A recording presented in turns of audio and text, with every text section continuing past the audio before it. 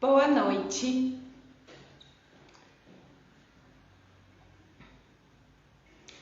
Estamos dando início ao nosso conteúdo de hoje. Hoje a nossa live é sobre os 5 sotaques na dança do ventre e eu quero saber com quais deles ou com qual deles você se identifica. Boa noite, Letícia. Então a gente já vai dar início aqui à nossa live de hoje, o nosso conteúdo de hoje, que basicamente vai tratar de 5 que muita gente chama de estilos, né? Mas que hoje a gente vai ver eles como um sotaque, tá? Por que um sotaque? Porque eu fiz essa analogia relacionada ao sotaque. Porque, por exemplo, aqui no Brasil, todos nós falamos a língua portuguesa. Porém, em cada região do nosso país existem sotaques diferentes. Eu sou aqui do Rio Grande do Sul, tenho um sotaque, né? E aí, muitas pessoas que me ouvem falando e não me conhecem, fazem uma suposição de onde eu possa ser devido a esse sotaque. Assim como uma pessoa de São Paulo, assim como uma pessoa da Bahia, né? A gente tem diferentes sotaques em um mesmo país, tá? O nosso país é um país muito grande. Eu tô fazendo só a contextualização para vocês entenderem o porquê do sotaque, tá? Seja bem-vindo quem estiver chegando, vou deixar o pessoal chegando e vou introduzindo o assunto. O Brasil é um país muito grande, né? Tem uma riqueza, uma diversidade cultural muito grande. Os países árabes, por exemplo, que é de onde vem a nossa dança, eles são países muitas vezes pequenos se comparados ao Brasil, né?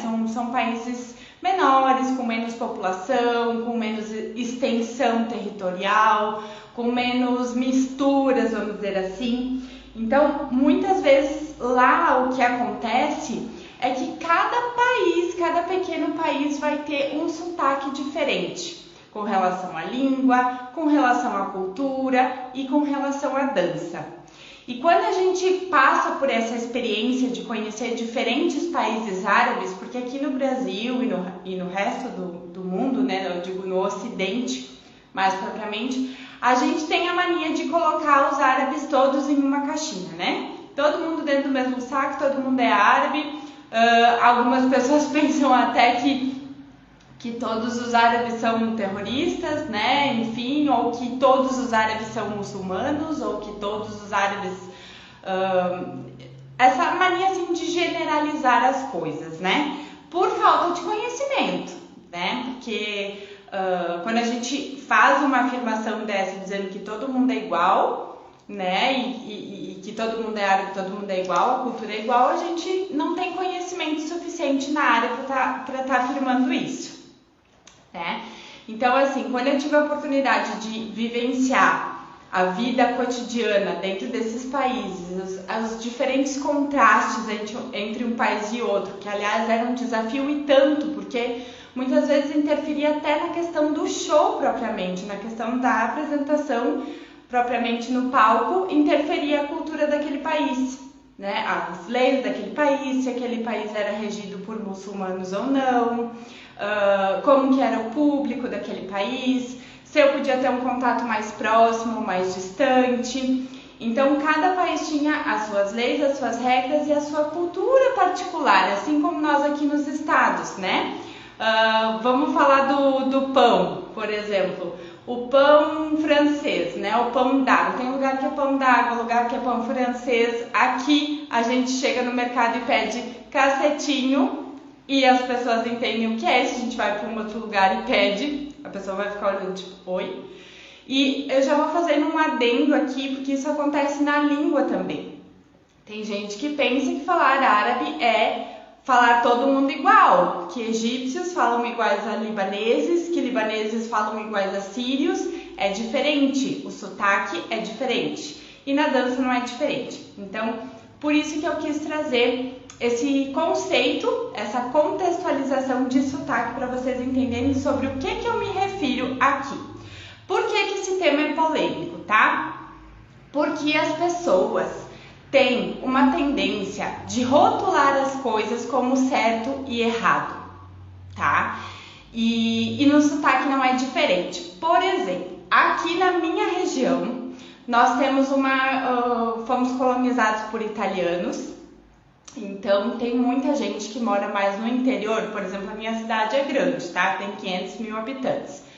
Mas quem mora mais no interior da minha cidade, em lugares que às vezes não tem nem asfalto, né? Não tem nem pavimentação para chegar, essas pessoas, a gente fala que são pessoas da colônia, né? Que vivem mais da agricultura e tudo mais. E aí o que acontece? Essas pessoas acabam tendo um tipo de sotaque diferente, tá?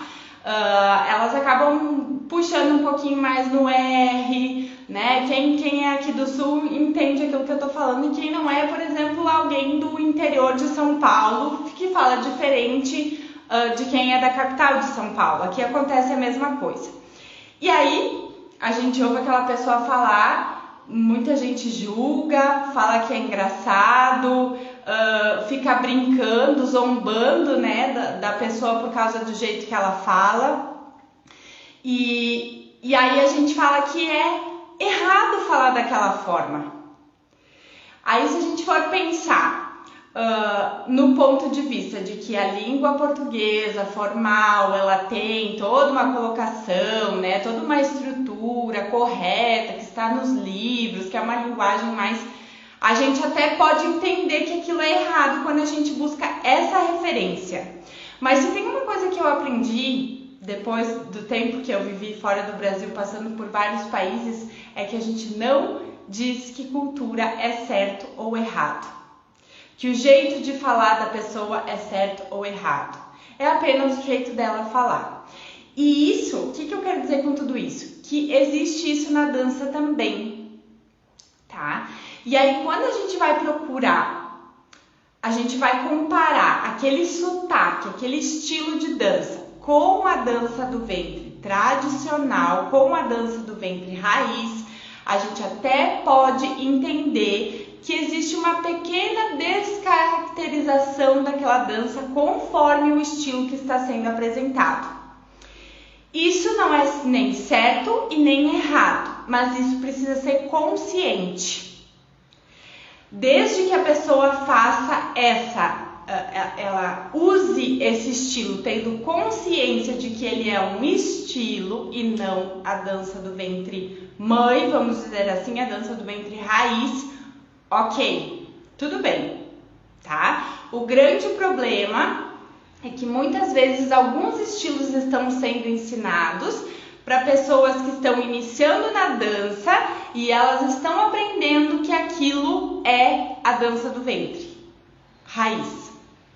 Não sei se vocês conseguem me entender. Então a gente tem que ter cuidado com esse ponto. Quando você entende que é um estilo, você gosta daquilo, você veste aquela roupa, aquele estilo, você tem consciência disso. Eu gosto e eu quero fazer dessa forma. Isso é arte, isso não tem certo e errado. Agora você tem que saber que em algum ponto talvez você esteja descaracterizando a dança de forma original e as pessoas precisam saber disso. Se você for professor e você for ensinar alguma coisa, as suas alunas precisam saber disso. O que faz parte da dança tradicional e o que é fusões, movimentações modernas, movimentações que vêm de outras danças. Aliás, a dança do ventre foi se construindo ao longo do tempo, né? Antes, lá, nas primeiras aparições da dança, as primeiras manifestações da dança, era basicamente movimentos relacionados ao quadril, né? Aqueles movimentos que a gente fala no nosso eixo, né? Movimentos com prioridade no quadril. Depois, quando começou a ganhar os palcos, né? Começou a trazer o cinema também, começou a trazer aquelas características de uso do espaço, de maior uso do espaço, de deslocamentos, giros, né? E acabou entrando então a questão dos deslocamentos propriamente, né? A questão da dança do ventre voltada para o entretenimento, para o palco. né, para ser apresentada dessa forma. Então, a gente vai começar a falar dos estilos, né, dos sotaques que eu vim trazer aqui hoje. E os 5 sotaques que a gente vai falar são o sotaque egípcio, o libanês, o argentino, ucraniano e russo, tá? Aqui, me perdoem, mas eu acabei colocando elas assim na mesma caixinha. São países diferentes, tá? Tem características diferentes, mas são muito parecidos pro que eu quero trazer aqui, tá? E as brasileiras? A gente vai conversar um pouquinho sobre o nosso sotaque na dança do ventre também, tá? Então vamos começar pelas egípcias, né?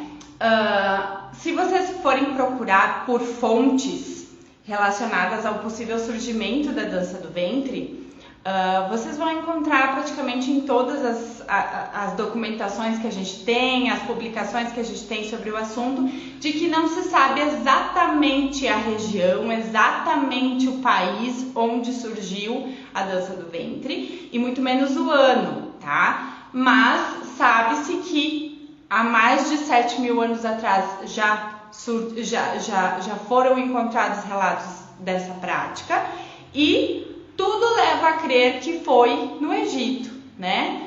Em alguma região do Egito, enfim, tá? Então, seria o berço propriamente da nossa dança.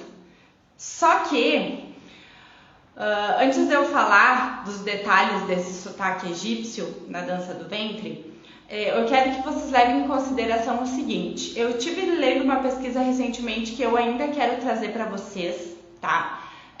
Uma excelente pesquisa sobre as metodologias de ensino na dança do ventre, sobre a origem, enfim, ele traz um estudo muito completo, tem 100 páginas, tá? O artigo. E eu ainda quero desmembrar ele um pouquinho e trazer aqui para vocês.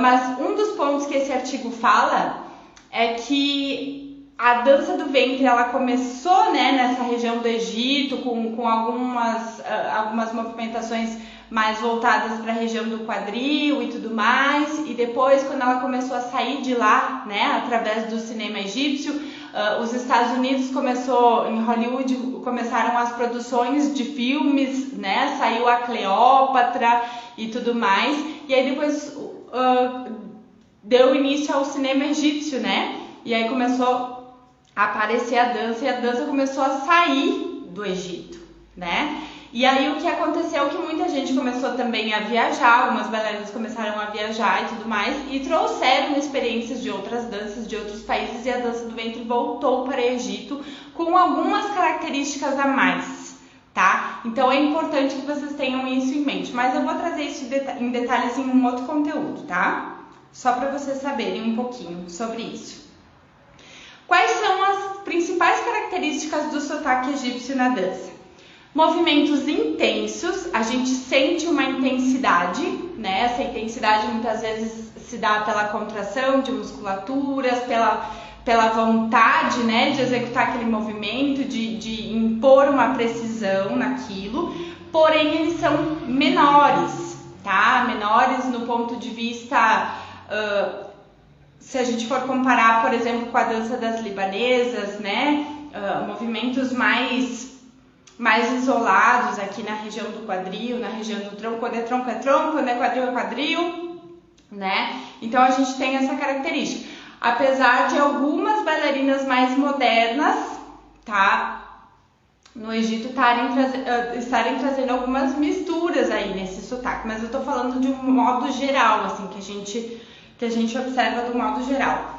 Pouco deslocamento, tá? Pouco não quer dizer que não tenha deslocamento, aí você vai colocar um vídeo lá de uma bailarina que dança atualmente, por exemplo, a Aziza of Cairo, né? A Aziza do Cairo, ela desloca, né? Mas são deslocamentos assim com mais caminhadas, tem giros bastante, ela faz uso dos giros, então se você olhar a apresentação dela, ela não fica o tempo todo parada no centro do palco, tá? Mas comparado com outros sotaques, tem um pouquinho menos, tá? É isso que eu quero dizer. E também vai muito de cada bailarina, né? Vai muito de cada bailarina. Se a bailarina é egípcia, mas ela gosta de usar o espaço, ela vai fazer uso desse espaço e não tem problema nenhum, tá? Então a gente só tá falando sobre as características assim mais comuns, tá?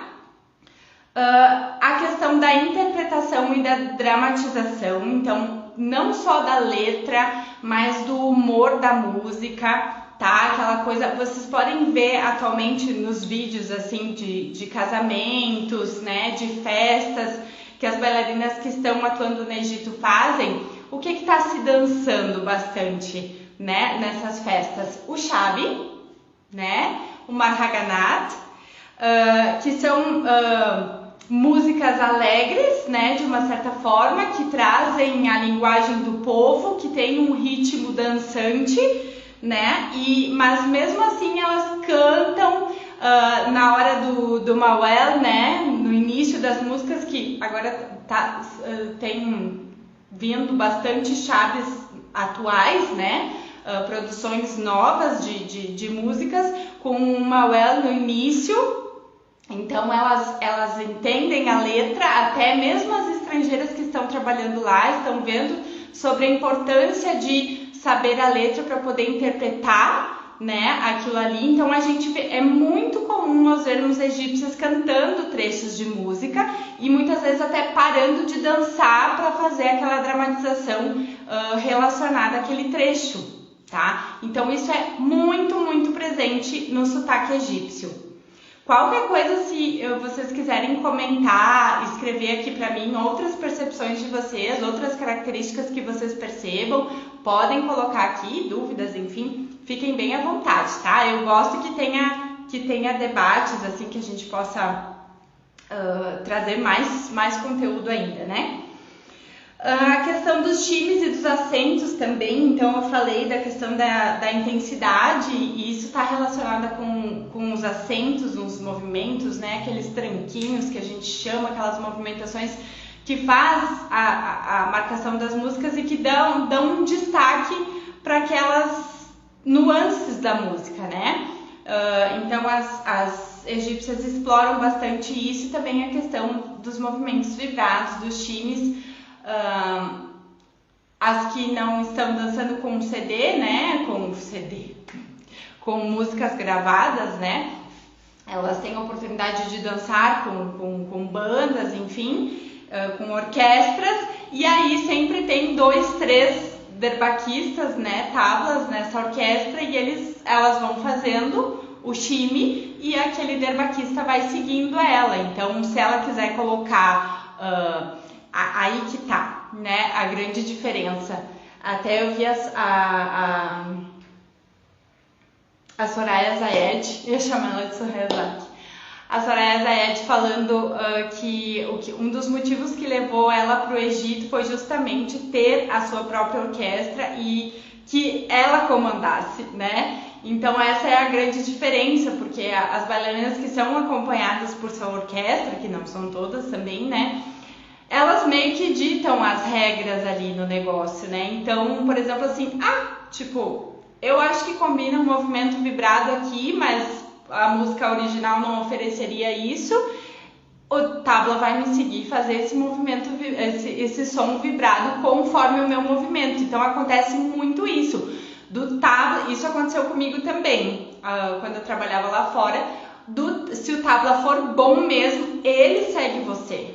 Né? Ele segue você e a nuance que você quiser colocar claro que não é o tempo todo, né? A gente tem a estrutura original da música, mas a nuance que você colocar, ele vai te acompanhar e vai fazer, tá? Então vocês podem perceber que nas danças egípcias, né, das egípcias com orquestra, tem muito isso.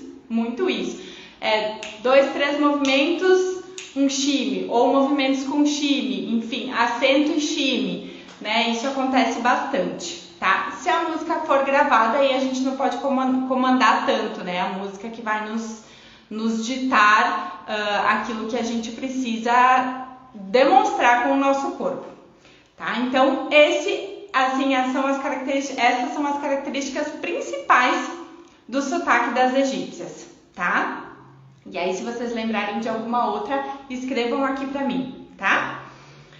Das libanesas, então. As libanesas, elas não são tão faladas, né, em termos de dança quanto as egípcias, né? A gente fica muito de olho no que está acontecendo no Egito e tudo mais, mas nós temos bailarinas libanesas assim muito marcantes, né? Maya Bissat, que eu tive o prazer de conhecê-la pessoalmente e de convidá-la para dançar comigo no palco, a Mani, né? Dessas mais modernas que depois foram mudando um pouquinho, levando a dança para um outro contexto que às vezes eu não concordo muito, mas a gente não pode deixar de falar, né? A Elissar, libanesa, e a Bassima.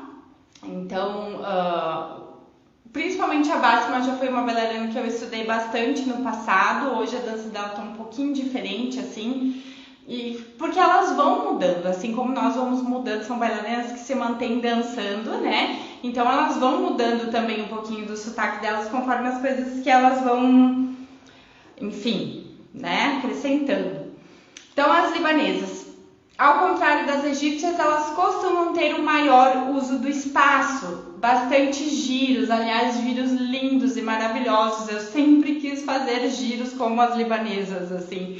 E eu já contei para vocês uma outra vez, quem acompanha meus conteúdos sabe que eu tive episódios de labirintite muito críticos, assim, e eu nunca consegui ensaiar, treinar muitos giros por ficar extremamente tonta, mas assim, eu falo de passar o dia inteiro enjoada por causa de um treino de 1 hora, vamos supor, né?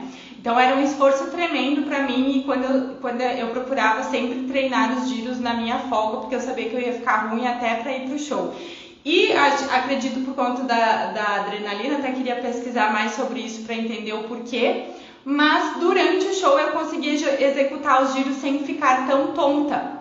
Mas obviamente que tudo que a gente quer aperfeiçoar e quer melhorar, a gente precisa treinar. Então, como eu não conseguia treinar, o meu treino acabava sendo no show, né? Eu não conseguia trazer tudo aquilo que eu queria, né? Mas enfim.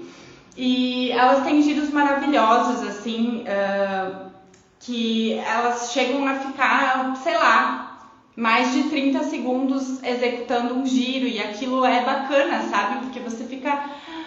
E é em momentos assim que encaixam perfeitamente na música, é sem perder sem desconectar com a música, sabe? Então eu acho assim que quem gosta dessa parte de giros e deslocamentos, assim, com certeza podem estudar as referências libanesas, tá? Maior interação com o público, tá? Eu digo que elas são as rainhas do entretenimento, porque a conexão, a interação, a brincadeira, a descontração, as egípcias, elas passam um tom muito mais introspectivo. Elas estão interpretando a música, a dança que está acontecendo, elas sorriem, elas se expressam, né, para as pessoas, tudo. Mas a sensação de assistir uma libanesa dançando é que ela se conecta muito mais com quem está assistindo. Ela busca muito mais isso, ela explora muito mais isso. Então eu vejo elas assim como as rainhas do entretenimento. Até porque o público libanês se conecta mais com elas também. E eles pedem isso, né? Inclusive eu vi a Fernanda Mansur também, que é uma bailarina que mora no Líbano. Foi uma bailarina que fez parte da minha história também no início da minha carreira internacional. E ela estava comentando em uma live que às vezes ela vai em algum show e ela mais tira foto do que dança. E isso aconteceu comigo também. Eu fui dançar no Réveillon no Líbano, eu dancei em 4 festas diferentes. Eu dancei! Eu acho que eu consegui dançar em uma delas porque o palco era bem distante, assim. E até os próprios organizadores da festa pediam, né? Ali tinham famílias, crianças e etc, né? Correndo por tudo que era lado e tal, aquelas mesa assim gigante, né, na festa de Réveillon, todo mundo animado e tal, e as pessoas não me deixavam dançar. Eu ia tentar passar nas mesas, né, no Said e tal, tentar passar nas mesas para dançar com elas, enfim. Aí tira uma foto. Teve uma das festas que eu não dancei. Eu só cheguei, fiz um trabalho com um véu, e aí já comecei para as pessoas que elas, né, estavam uma recepção extremamente calorosa e aí eu nem dancei praticamente. E isso acontece muito lá, é muito comum. Inclusive já fui em shows, assim, eu não sei, em restaurantes assim que são mais, que as pessoas vão, assim, que elas querem ver a dança mesmo.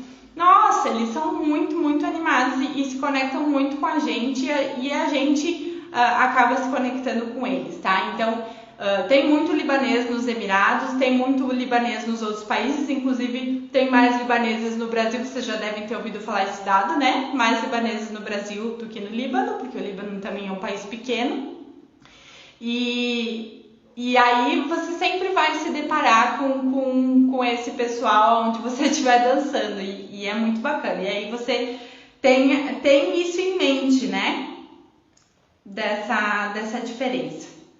Uso de sapato de salto também, né? As libanesas é quase que obrigatório, né? No Líbano. E aí, como geralmente os restaurantes que a gente dança mesmo em outros países, eles são libaneses, né? Restaurantes libaneses, acaba sendo obrigatório, vamos dizer assim, o uso de sapato de salto, que traz uma classe um pouquinho maior, assim, vamos dizer. Não que quem dança de pé descalço não tenha classe, gente, pelo amor de Deus, não vem falar isso, né? Que no Brasil a gente dança descalço, no Egito se dança descalço, mas, tipo, ele tem um intuito de trazer uma soberania pra bailarina, entendeu? Né? Tipo, a gente sempre fala que a mulher fica elegante em cima do salto, né? E assim eles vêm também. E também por ser questão, eu já expliquei aqui, por questão de higiene, você vai circular em restaurante, tem comida no chão, né? Até protege o seu pé, pode ter caído um copo e ter um caco de vidro aí que ninguém viu, aí pensa no problema, né? Isso, ó, a Letícia colocou aqui.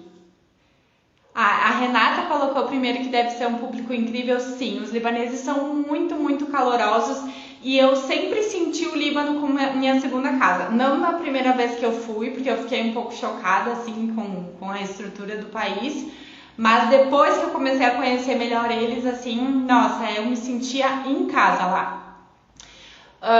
E a Letícia falou, conversei com um libanês que disse que eles veem a dança sem sapato como não profissional. Exatamente, não profissional, sem classe, enfim. Eles têm essas coisas assim muito bem pontuadas, tá? Os árabes, eles são assim. Eles têm as coisas muito bem pontuadas e definidas nessas questões. Do sapato, eu digo os árabes aqui, porque daí cada país vai ter a sua característica em especial. Por exemplo, eu tinha uma gerente mulher de um dos locais que eu trabalhei, que ela olhou pro meu braço, eu tenho pelinhos no braço, aqueles pelinhos loirinhos, sabe? E aí ela olhou pro meu braço e ela disse, por que tu não depila teus braços? Mas tipo, apavorada. Daí eu disse, mas é que no Brasil a gente não tem esse costume de depilar os braços, eu nunca pensei em fazer isso, né? Aí ela disse, nossa, pra nós é muito anti-higiênico. Ah, sim, ela me disse, pra nós é muito anti-higiênico uma mulher ter pelos nos braços. Daí eu fiquei assim, tá, daí comecei a pensar, né, no tal do pelo dos braços, mas ela não me falou nada, né, tipo, falou desse negócio da higiene e tal. Aí tá, daí eu olhava para meus braços e fiquei pensando, nossa, mas será? Será que vai fazer tanta diferença assim? Porque ninguém nunca tinha me falado dos meus pelos no braço. E aí eu disse, eu vou fazer o teste, vou tirar. Aí tirei, aí cheguei isso uns dias depois, né? Aí cheguei no trabalho e chamei ela, eu disse, Muna era o nome dela, Muna, vem aqui. Aí eu fiz assim pra ela, né? Puxei a baia, que eu tava de abaia. Ela fez assim, ai! Daí ela encostava no meu braço, sabe? Encostava o rosto no meu braço, viu? Ela disse, é muito melhor. E realmente eu adotei esse hábito enquanto eu estava lá, porque eu me sentia melhor mesmo. Sei lá, gente, no show era muito quente, a gente suava bastante e tal. Então eu adotei esse hábito. Hoje eu já desadotei. Mas enfim. São coisas assim que, sabe, que pra nós, desculpa gente, as pessoas insistem em me ligar às vezes, Então é isso, assim, tá? Com relação a essas coisas do salto, das unhas, tá? Já teve libaneses que olharam pra mim e me disseram: tu não pode estar com a unha na mão de uma cor e com o pé da outra. Como isso? Tipo, um absurdo isso. A mão de uma cor e o pé da outra. E eu sempre gostei de pôr cor clara no pé. Eu tenho aquela sensação de que alguma coisa tá me seguindo se eu boto alguma cor escura, sabe? Como eu dançava de sandália, parecia, né? Umas coisas assim, sabe? Que a gente fica pensando: oh, meu Deus, vai procurar outra coisa pra fazer, né? Mas acontece. Eles são bem críticos em alguns pontos, tá? Então vamos falar de outras nacionalidades, não árabes, outros sotaques na dança do ventre, tá? A gente tem das argentinas, que ali na época de mais ou menos 2007, 2008, por aí, que foi mais ou menos o ano de boom da Saida, né? Que é uma bailarina argentina. Esse estilo ganhou muita força pelo mundo, tá? Inclusive a Saida foi para milhares de países. Eu sei porque na época eu estudava ela e eu participei de um festival também onde ela estava. E aí, gente, acabou espalhando bastante, né, essa coisa do sotaque. Deixa eu ver só uma coisinha antes. É muito diferente dançar descalço para dançar de salto? Qual é a maior dificuldade?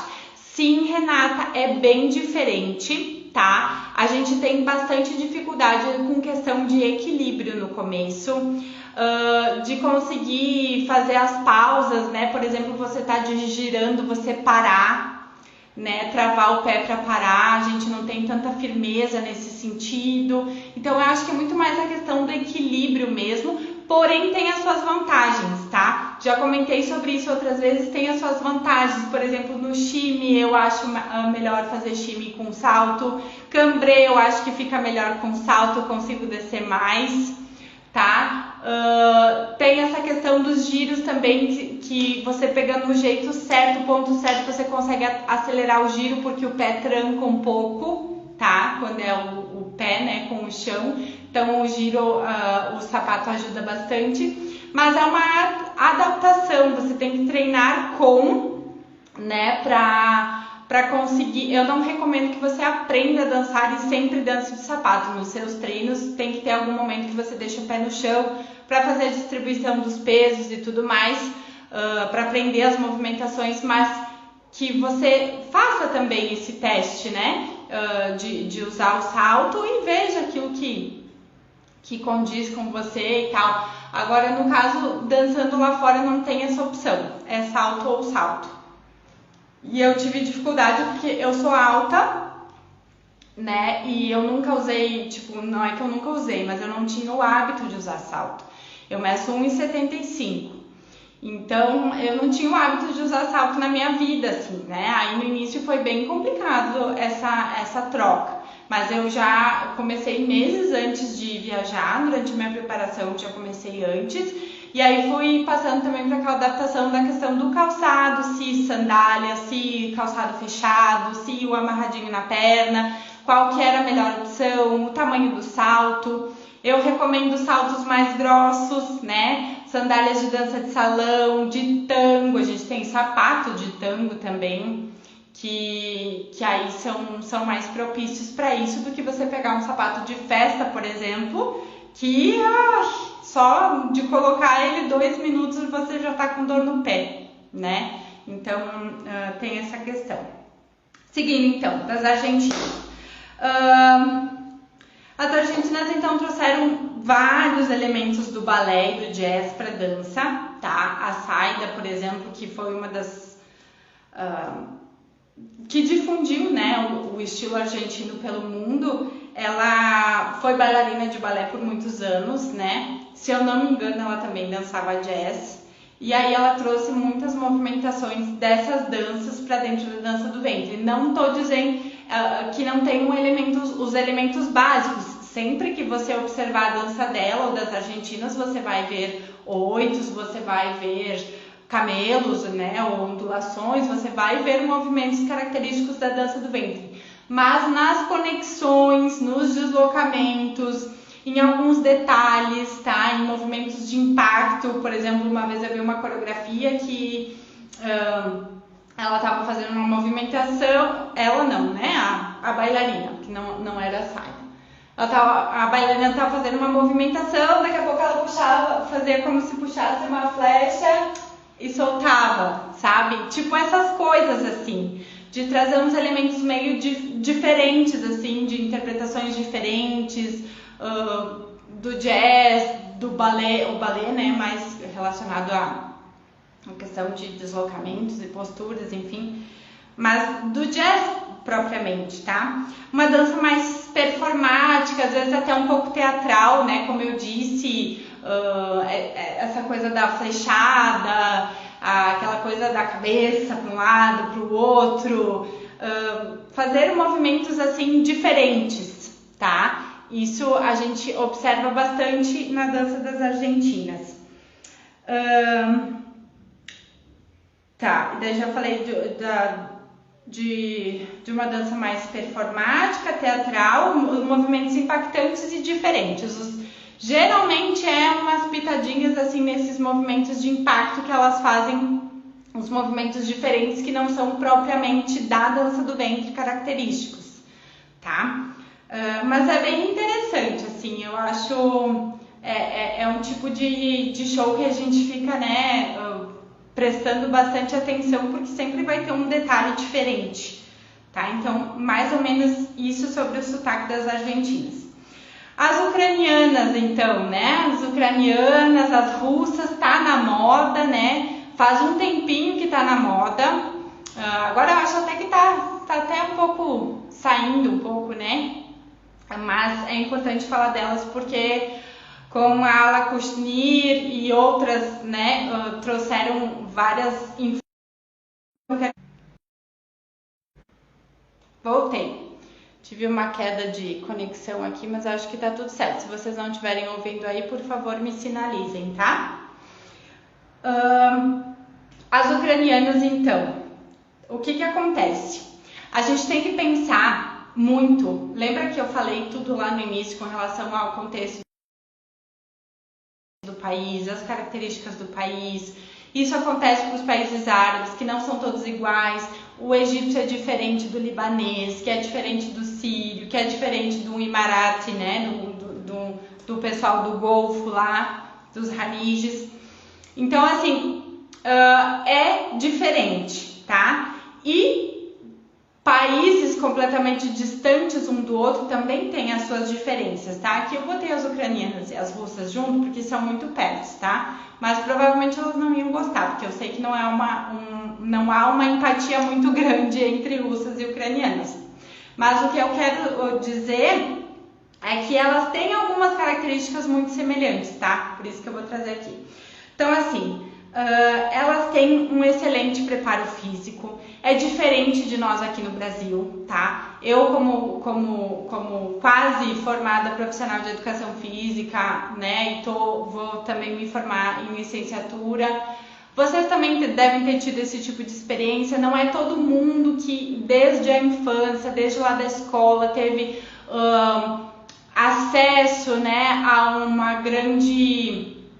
a um repertório motor diferenciado, com diversas possibilidades, que você pudesse treinar todas as suas capacidades físicas e desenvolvê-las com propriedade, né? Não, nem todo mundo aconteceu isso. Eu tive muitos anos na escola, onde alguns professores sim traziam coisas diferentes, mas muitos simplesmente largavam a bola, uma educação física muito mais voltada para o esporte, né? E nem tanto desenvolvimento daquele esporte, mas mais de estar com a bola presente na educação física. Então, é uma realidade completamente diferente que nós temos, por exemplo, aqui no Brasil e que elas têm lá, tá? Por exemplo, a ginástica, só vocês pensarem na questão da ginástica, né? Da ginástica artística, as russas estão sempre ganhando medalhas e tudo mais, porque é diferente, tá? Então, elas têm um preparo físico diferente, elas têm um histórico de contato com a atividade física bem diferente da gente, tá? Então, esse é o primeiro ponto. Segundo, que elas têm um caráter competitivo, tá? No sangue delas.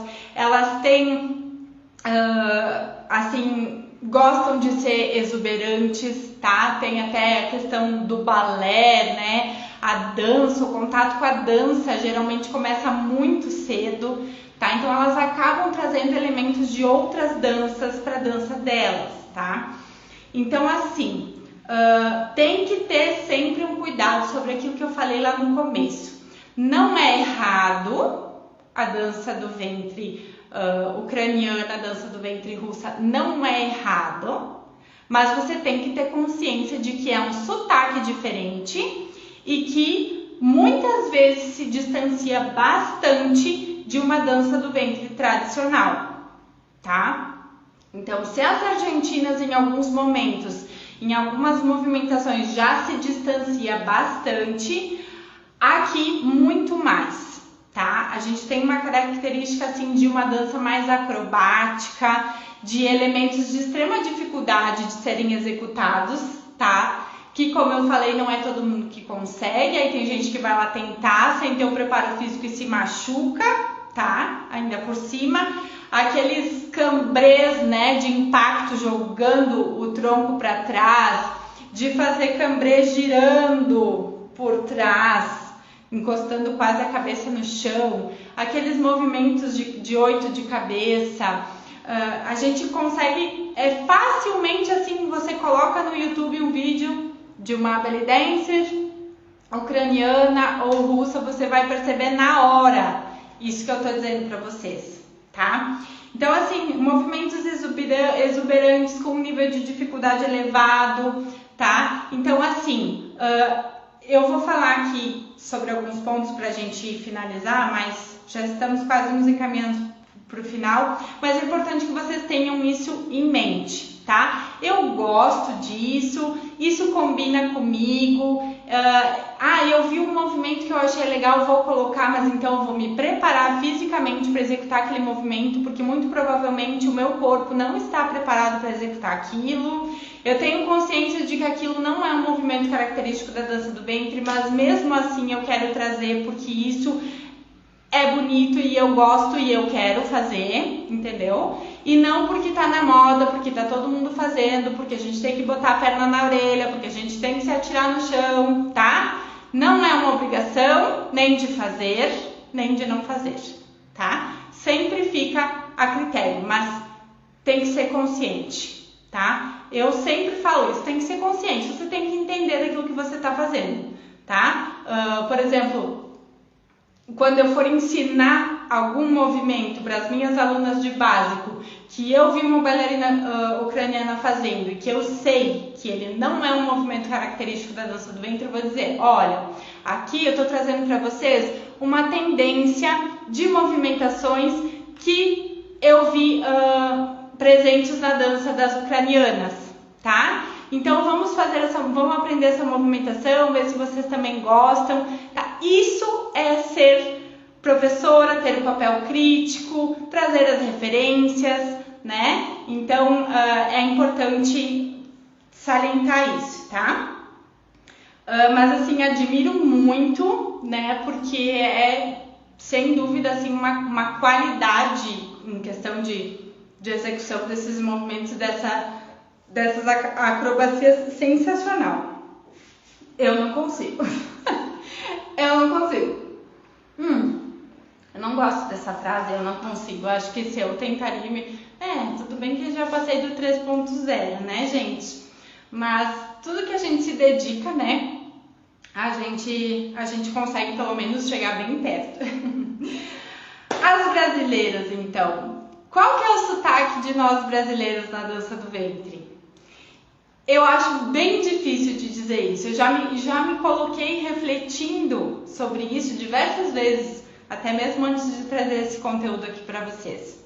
Porque o que acontece? O nosso país é uma verdadeira mistura.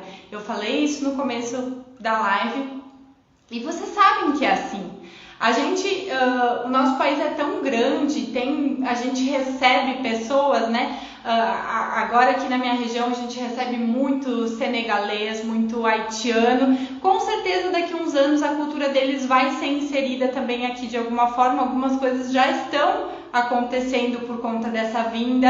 Então a gente vai mesclando, né, uma série de coisas. E a brasileira tem muito isso, assim, a gente... por ter essa liberdade, né, de expressão, de tudo mais, a gente consegue ter vários sotaques da dança do ventre dentro de um mesmo país. Então fica muito mais difícil achar características semelhantes, tá? Porque, por exemplo, se a gente vai para São Paulo, que é onde tem um polo muito grande, né, de bailarinas, só ali quantas diferenças, né, só ali.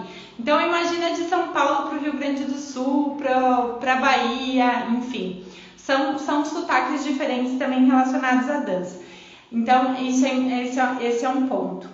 A questão da ginga, né, eles gostam muito de nós brasileiros porque nós temos uma ginga semelhante, né? A gente tem um quadril mais solto, a gente tem um quadril mais potente, então a gente tem isso com uma naturalidade maior do que algumas outras bailarinas. Por exemplo, bailarinas europeias, né? Bailarinas americanas, elas são um pouquinho mais durinhas que nós, né? Salvo algumas exceções. Então, por conta de danças da nossa própria cultura, né? Por exemplo, o funk, o samba também, né? Que tem algumas movimentações envolvendo as pernas. Então, são características que já trazem uma ginga, né, na nossa constituição. E isso facilita bastante, porque um quadril solto faz muito mais diferença, né? Faz bastante diferença ter um quadril mais solto, tá? Então acho que é por isso também que a gente consegue ser tão bem vista, né? Nesses outros países, nesse sentido. A questão do carisma também, nós somos um povo acolhedor, nós somos um povo carismático, a gente é um povo quente, né? Não é um povo frio. Eu já conheci muita gente de outras nacionalidades que a gente entende, né? Quando as pessoas dizem, nossa, lá eles são bem frios, por exemplo, quem já teve a oportunidade, eu não fui ainda, tá? Mas quem já teve a oportunidade de ir para a Alemanha, para o próprio Estados Unidos, né? As pessoas são mais frias, não tem tanto assim. Por isso que está sendo bem difícil para nós, os brasileiros, viver essa pandemia, não poder se aproximar das pessoas, né? No início eu lembro que eu encontrava as pessoas e eu fazia assim, que eu tinha vontade de dar um abraço, é natural para nós isso. Então a gente tem essa proximidade com as pessoas, por isso que a gente se dá muito bem com os libaneses também. Por isso que os libaneses gostam do nosso show, porque a gente consegue fazer essa conexão que eu falei lá no sotaque libanês com mais facilidade do que algumas outras nacionalidades, tá? E a gente tem também uma característica forte que é essa romantização da dança, né? A gente deixa a dança do ventre às vezes muito mais romântica do que ela é propriamente. E aquela coisa da arte milenar, né? Do sagrado feminino, daquela coisa assim. Não que isso seja errado, mas a gente traz um tom romântico para essa dança, porque realmente a gente sente todos os benefícios, né? Essa dança acabou ganhando o mundo inteiro, porque é só começar a dar os primeiros passos que você sente os benefícios que ela traz. Mas isso é uma característica das brasileiras também, romantizar, né? Deixar isso... a dança do ventre, né? Não sei se vocês sentem isso, tá? Por exemplo, se você for ver brasileiras dançando e ucranianas dançando, é um tom diferente, né? É uma mensagem diferente que é passada. Então, assim, diante da dificuldade que é encontrar as características do sotaque brasileiro, essa foi algumas delas, assim, que me veio à mente depois de muito refletir, tá? Não sei se vocês concordam e se vocês teriam outros também para falar, mas eu acho bem difícil. Acho bem difícil. Para finalizar, então, eu vou falar sobre alguns pontos, tá? Que eu falei durante a live, mas que eu quero que a gente fixe, tá? Aquele momento assim, leve esta mensagem com você, tá? Que isso são coisas assim que eu penso, tá? Que eu muitas vezes vivenciei na prática, que são as minhas percepções com relação, né? 20 anos aí de dança, ter passado por diferentes países, gente, quando eu tava dançando lá fora, eu conheci bailarina de Nova York, de dança do ventre. Bailarina de Nova York, eu conheci bailarina da Argentina, eu conheci mexicana, eu conheci da Espanha, eu conheci libanesa, eu conheci egípcia, eu conheci um monte de nacionalidades diferentes em países árabes, todas dançando a dança do ventre, tá? Inclusive fazia questão, quando eu tinha a oportunidade de assistir o show dela, se eu tivesse alguma folga, alguma coisa, justamente para perceber esse tipo de coisa. Então, assim, eu trago, não é, né, a Nicole disse isso, meu Deus, é isso e pronto. Mas são as minhas percepções com relação a isso, das coisas que a gente precisa ter cuidado. Consciência, então, e entender as influências, tá? E saber exatamente o porquê que eu quero acrescentar aquilo, tá? E que eu estou acrescentando aquilo na minha dança porque eu gosto, tá? Não porque é uma coisa da moda, não porque tá todo mundo fazendo, tá? Mas porque é uma coisa que eu gosto e que eu acredito que eu executando vai ficar bonito, tá? Então, assim, sempre tenha cuidado com isso e sempre faça isso de forma consciente, tá? Cuidado com a descaracterização da dança. Ou você está dançando fusão, ou você está dançando dança do ventre tradicional, ou você está dançando uma dança do ventre que está trazendo outros sotaques ali nessa mistura, mas você tem que ter consciência disso e cuidar para não descaracterizar a dança, principalmente se você for professora, como eu falei antes, e você vai ensinar os movimentos lá no básico. Aí você ensina um movimento no básico, que é um negócio de cabeça lá muito louco que você viu alguma bailarina fazendo, e você ensina para sua aluna de básico como um passo de dança do ventre. Aí vai acontecer o quê? Se algum dia ela se tornar professora, se algum dia ela seguir aquela carreira ali, ela vai achar que aquilo lá é um movimento de dança do ventre, e não é. A gente tem que ter consciência disso, tá? Outra coisa, que aqui está muito relacionado com o seu estilo próprio, com o seu sotaque, tá? Procure a fonte. E aí você cria o estilo em cima de uma dança raiz, tá? Então, assim, estude a fonte, né? A dança do ventre, ela é da onde? A dança do ventre é dança de países árabes. Então, procura a fonte. Bailarinas libanesas, bailarinas egípcias, bailarinas sírias, bailarinas orientais. Essas são a fonte da dança do ventre raiz. Algumas já estão trazendo modernidades, né? Mas se você for estudar as bailarinas antigas, você vai conseguir ter acesso à fonte. E aí, em cima dessa fonte, você cria o que você acha que é condizente com você, né? Porque esse negócio, sabe, acaba ficando um telefone sem fio, assim. A fulana viu, sei lá, a Samia Gamal fazendo um negócio, achou muito... Porque, assim, tem umas bailarinas, se eu não me engano, a Samia Gamal ela fazia umas coisas, assim, muito inovadoras na época dela. E tem eu acho que foi ela. Tem um vídeo que deve ter no YouTube que ela dança com uma rosa, que é extremamente impactante, extremamente performático, né? Então, eu vi ela fazendo aquela coisa lá e aí eu vou...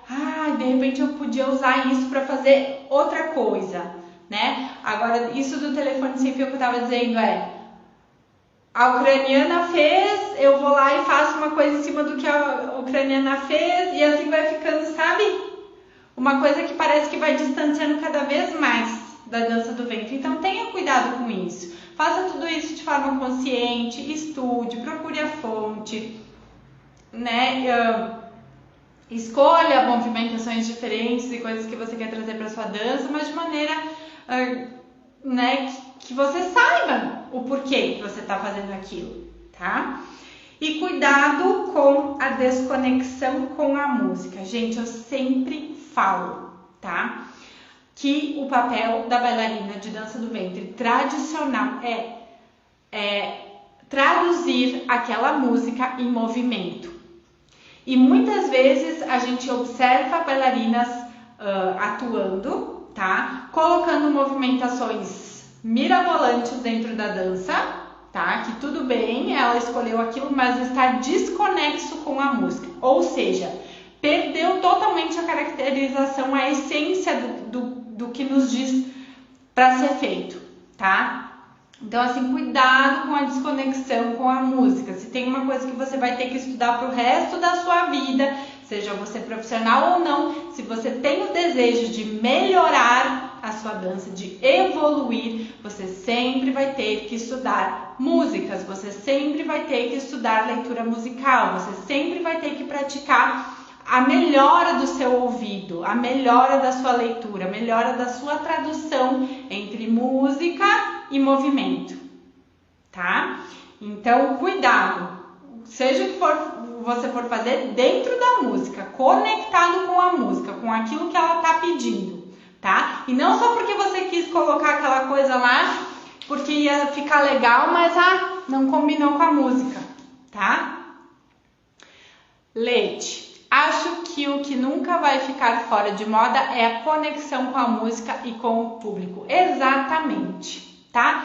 Se você tá seguindo a música, se você tá tornando esse som visível, tá? E assim, vamos colocar...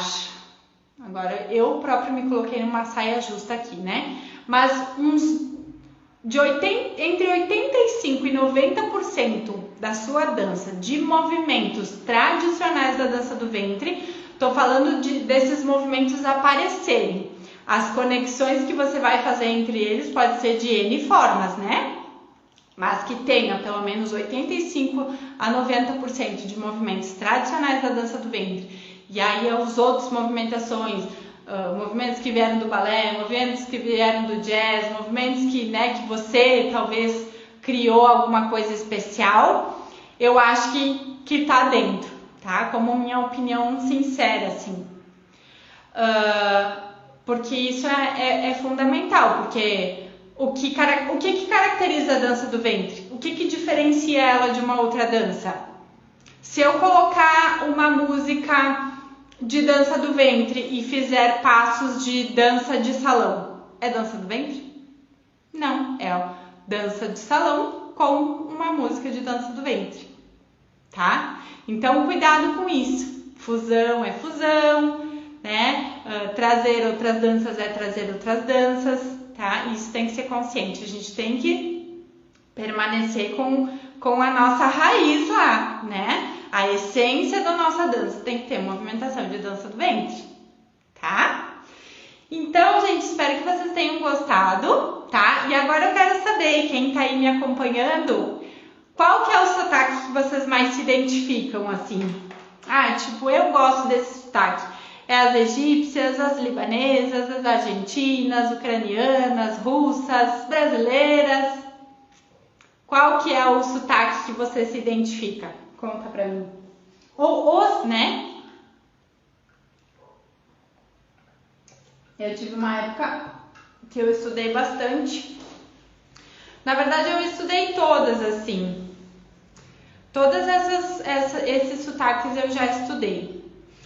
Um pouco menos as ucranianas e as russas, até pela condição física, assim, como eu falei pra vocês anteriormente. Eu acho que combina muito bem com elas, mas comigo não. Renata, eu gosto muito das russas e das egípcias. Legal. Que bom que você gostou. Que bom que você gostou. A gente continua nessa linha, né? Semana passada eu estava lançando as minhas aulas temáticas, então bastante coisa, né, para organizar, porque domingo agora vai ter as 2 primeiras aulas. Mas essa semana eu tô voltando com conteúdo sempre. Toda semana, pelo menos uma live a gente tem, tá? Eu gosto de fazer uma teoria e uma prática uma teórica e uma prática, mas às vezes, né, em funções da vida é normal que eu trabalho como profissional de educação física e como professora de dança também. Mas sempre que possível eu tento. Essa semana tentarei também fazer uma prática, então fiquem ligadas que eu avisarei por aqui. E a Leite, eu gosto muito do sotaque egípcio, sim, total. Antes eu achava que sotaque libanês brega, mas hoje vejo sua beleza e tenho estudado muito, verdade, né? Às vezes a gente tem umas impressões assim, mas se tu for olhar a fundo, assim, até para estudar as bailarinas mais antigas, né? Às vezes a gente olha, né, todo mundo fala, ai, porque as bailarinas antigas, porque, ai, né, a essência da dança do ventre, aí a gente vai lá estudar elas e não sai nada. Já aconteceu isso com vocês? Não sai nada, tipo, tá legal, mas e aí agora, né? Mas aí quando a gente vai olhando mais vezes, né, a gente se dedica um tempo a estudar aquele determinado sotaque, a gente vai pegando algumas coisas e trazendo pro nosso jeitinho, né, pro nosso estilo. E isso é bem bacana, a gente tem ali uma infinidade de possibilidades de estudo. Renata, as russas são muito impactantes e as egípcias são perfeitas, o quadril delas é lindo e a interação que elas fazem eu gosto bastante. Sim, as egípcias também interagem com o público, né? Como eu falei, né? A gente não pode também generalizar, por exemplo, a Soraya Zayed é uma, né? E acho que até por ser brasileira, se adaptou muito bem ao estilo egípcio, né? Mas trouxe aquele toquezinho brasileiro, né? Aquela ginga, aquele carisma que a gente tem e fez a conexão perfeita, né? Tanto é que ela está lá até hoje, se mantém dançando. Também gosto muito das egípcias, gosto muito das libanesas. Às vezes estudo algumas outras, né, modernidades assim pra gente trazer coisas diferentes.